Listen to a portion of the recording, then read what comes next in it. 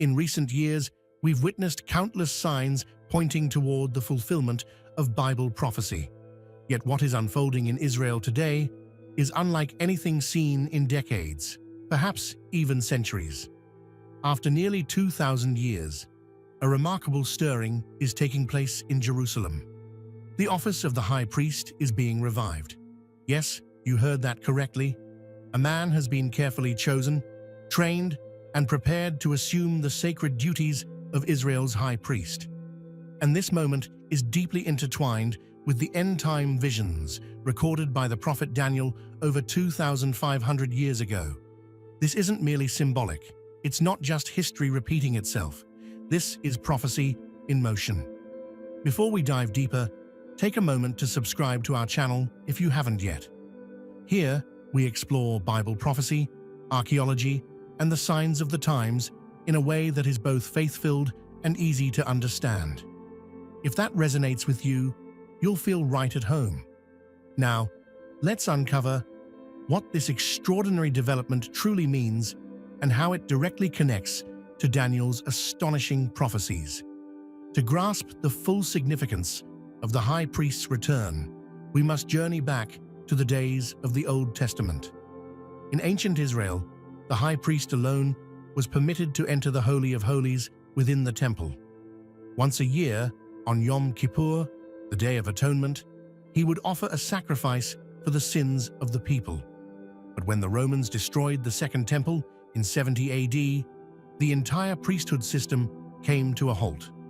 For nearly 2 millennia, there has been no functioning priesthood, no sacred sacrifices, and no temple. Yet according to end-time prophecy, all of this must be restored before certain events come to pass. Daniel's writings tell us that in the last days, sacrifices will resume, only to be interrupted once more. Daniel 9:27 tells us, "He will confirm a covenant with many for 1/7. In the middle of the 7th, he will put an end to sacrifice and offering, and at the temple, he will set up an abomination that causes desolation." This prophecy makes it clear. A future temple will exist, with daily sacrifices just as in ancient times. But there's more to it than that. For these sacrifices to occur, priests must be ready to serve, and a high priest must lead them. So when news emerges that Israel has chosen and trained a high priest, it demands our attention, reflection, and prayer. For years, the Jerusalem-based Temple Institute has quietly been preparing for the rebuilding of the Third Temple.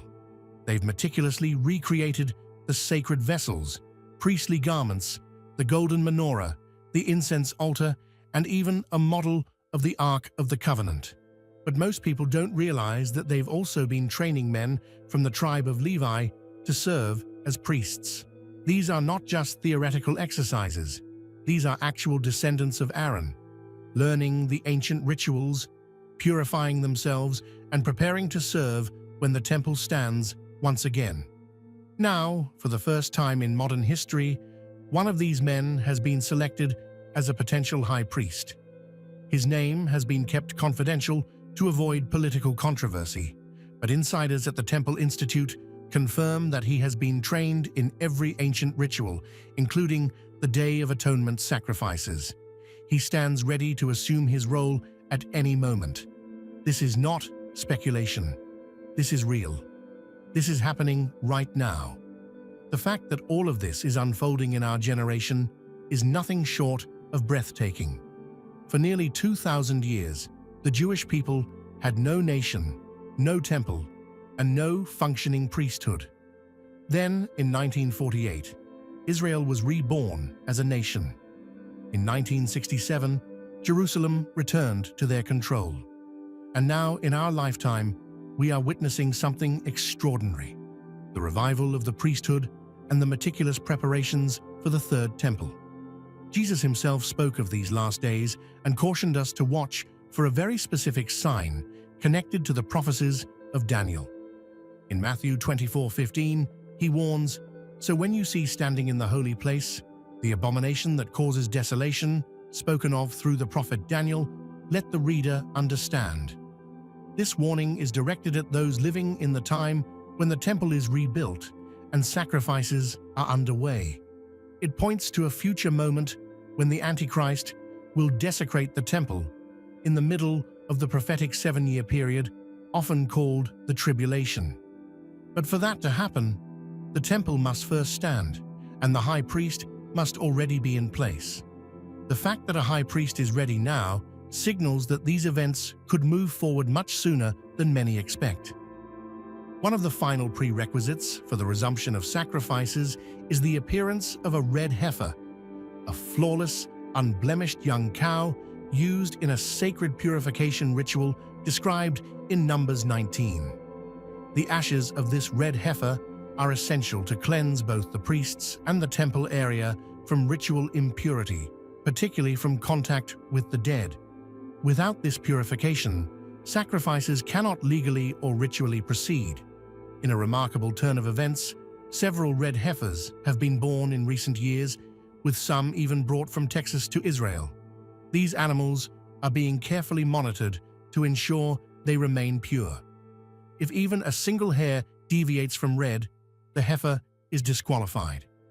As of now, some still meet the stringent requirements.